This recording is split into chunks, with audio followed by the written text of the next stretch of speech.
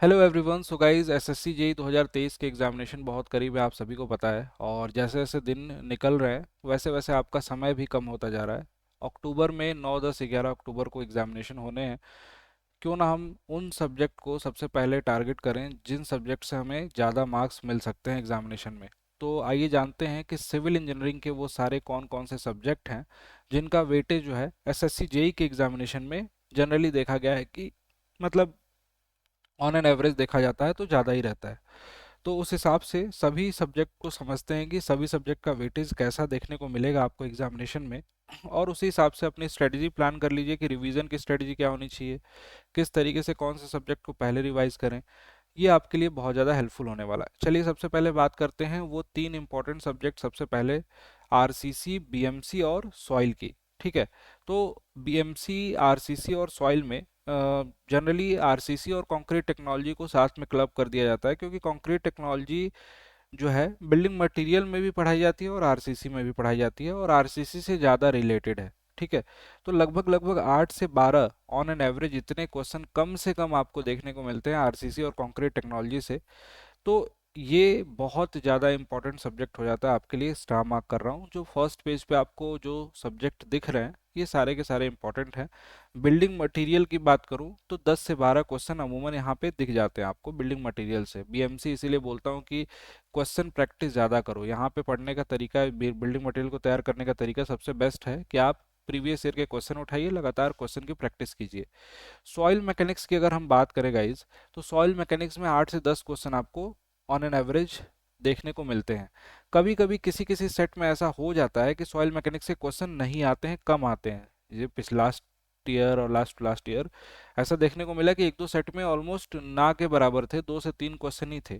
तो इसका ये मतलब नहीं कि इस सब्जेक्ट को, इस हैवी वेटेज वाले सब्जेक्ट को छोड़ सकते हो। जो पूरे सभी सालों का एवरेज निकाला गया तो लगभग लगभग 8 से 10 क्वेश्चन यहाँ पे देखने को मिल रहे हैं। ठीक है।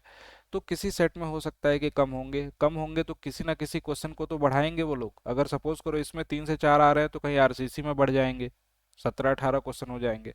इसी तरीके से होता है। और उसके बाद बात करते हैं स्ट्रेंथ ऑफ मटेरियल, सोम। स्ट्रेंथ ऑफ मटेरियल का वेटेज बहुत फ्लक्चुएटिंग होता है।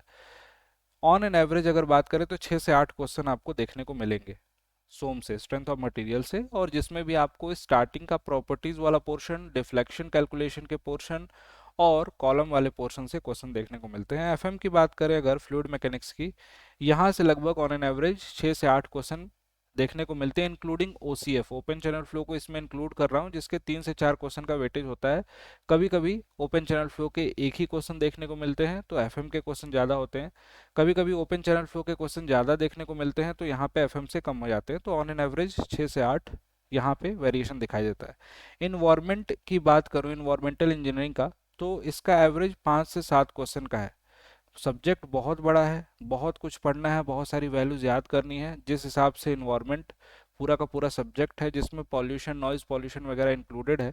तो इन्वायरमेंट की अगर हम आपसे डिस्कशन करें तो इसमें 5 से 7 क्वेश्चन का टोटल वेटेज रहता है। अब इसमें देखो, नॉइज पॉल्यूशन है, एयर पॉल्यूशन है, यहाँ से इसके लिमिट्स पूछे जाते हैं, हॉस्पिटल्स के लिए अलग अलग वैल्यूज पूछी जाती हैं। तो ये इसका वेटेज है 5 से 7, तो इसको छोड़ नहीं सकते हैं ओवरऑल पूरे पूरे एग्जामिनेशन में। और ट्रांसपोर्टेशन में देखो, ट्रांसपोर्टेशन में आपके पास 3 सेगमेंट आते हैं। एक तो आपका एयरपोर्ट है। एयरपोर्ट में रनवे डिज़ाइनिंग और विंड रोज डायग्राम, फिर से करेक्शन जो है, हाइट करेक्शन एलिवेशन के, वो सारी चीज़ें पढ़ सकते हैं। बाकी मेनली इसमें ट्रांसपोर्टेशन में हाईवे और रेलवे, दो पोर्शन इंपॉर्टेंट है।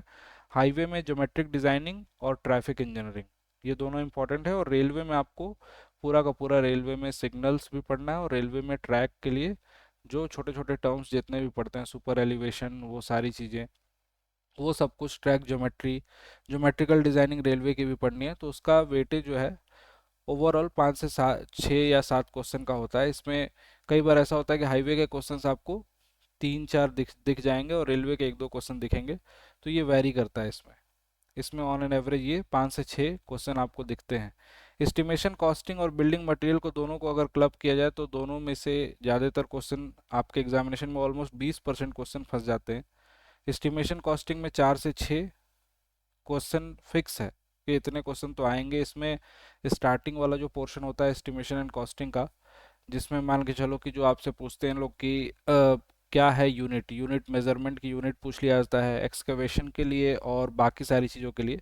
तो वो आपका लगभग लगभग 2 नंबर का, कभी 1 नंबर का ये पूछा जाता है। और 4 से 6 टोटल सेंटर लाइन मेथड और long wall short wall method से क्वेश्चन। फिर से कोई कोई जगह पे डायरेक्टली पूछ लिया जाता है कि इस मेथड में डिडक्शन कितना किया जाता है, मेजरमेंट कितना किया जाता है, मेजरमेंट में डिडक्शन कितना किया जाता है, ये सारी चीज़ें, रेट एनालिसिस वगैरह।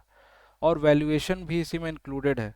तो वैल्यूएशन में भी आप लोग स्क्रैप वैल्यू, सेल्वेज वैल्यू, ये सारे मेथड्स वगैरह वो सब पढ़ लीजिएगा। इसके बाद सिंकिंग फंड मेथड भी और वो सारी चीज़ें भी इसी में है। इसके बाद irrigation and hydrology. Irrigation and hydrology में इसमें वेरिएशन इसलिए दिख रहा है क्योंकि कुछ कुछ सेट में पिछली बार के एग्जामिनेशन में क्या हुआ था कि एक ही एग्जाम में बहुत ज़्यादा क्वेश्चन देखने को मिले थे। अब इरिगेशन से और हाइड्रोलॉजी से ओवरऑल वेटेज तो इनका कम रहता है। इरिगेशन हाइड्रोलॉजी का 4 4 या 3 4 क्वेश्चन इरिगेशन से आ जाते हैं, हाइड्रोलॉजी हाइड्रोलॉजी से 2 क्वेश्चन या 3 क्वेश्चन कई बार। लेकिन कुछ कुछ सेट में ऐसा हुआ कि 12 से 15 क्वेश्चन भी देखने को मिले थे लास्ट ईयर में। उन्हीं सेट में मिले थे जिनमें सॉइल के क्वेश्चन कम थे। जैसे सॉइल के क्वेश्चन 2 से 3 आए तो इरिगेशन के क्वेश्चन बढ़ गए थे। तो इरिगेशन अच्छे से पढ़ लेना, इरिगेशन एंड हाइड्रोलॉजी के क्वेश्चन आपको उस पर्टिकुलर सेट में ज़्यादा देखने को मिलेंगे। और इसी तरीके से सर्वेइंग, सर्वेइंग में 6 से 8 क्वेश्चन का वेटेज है। स्ट्रक्चरल का वेटेज थोड़ा सा कम रहता है जेई के एग्जामिनेशन में, 2 से 4 क्वेश्चन का। सर्वेइंग में आपको ओवरऑल लेवलिंग, कंपास सर्वेइंग और मेजरमेंट, लीनियर मेजरमेंट, ये 3 चैप्टर से ज़्यादातर क्वेश्चन देखने को मिलते हैं। आजकल तो थोड़े लाइट के भी एक आध क्वेश्चन आ जा रहे हैं। तो ये पूरा आपका पोर्शन है जो इम्पोर्टेंट है आपके एग्जामिनेशन के लिए। और जो भी सब्जेक्ट आपके वीक हैं वो पर्टिकुलर बैचेस में अवेलेबल हैं। इस पर्टिकुलर बैच से आप लोग कवर कर सकते हो। ये तो अभी स्टार्ट होने वाला है 2 अगस्त से, ठीक है। तो इस पर्टिकुलर एसएससी जेई के बैच में वो सारा रिवीजन भी हो जाएगा आपका जो आपने पढ़ा होगा। और बाकी जो रिकॉर्डेड वीडियोस अवेलेबल हैं वो सारी की सारी इस पर्टिकुलर बैच में अवेलेबल हैं। सिविल इंजीनियरिंग के सारे रिकॉर्डेड, नॉन टेक के, टेक्निकल के सारी चीज़ें और लाइव क्लासेस जो ये बैचेस हैं, इन बैच का एक्सेस भी इसमें आपको मिलेगा। तो जिनको भी अगर अपनी प्रिपरेशन करनी है, पढ़ना है, जिनको लगता है कि अभी टाइम है, आप पढ़ सकते हो, तो इन क्लासेस को ज्वाइन करके अपनी पढ़ाई कर सकते हैं। और ज्वाइन करने के लिए किसी भी बैचेस में डिस्काउंट कोड यूज़ कर सकते हैं Y293, ठीक है। इस डिस्काउंट कोड से आपको मिनिमम प्राइस में सारे के सारे बैचेस अड्डा 24/7 के एप्लीकेशन पे मिल जाएंगे, ठीक है। और ये सारे सब्जेक्ट प्लान करके एक शेड्यूल बना लो, उस हिसाब से अपनी पढ़ाई स्टार्ट कीजिए। Thank you so much.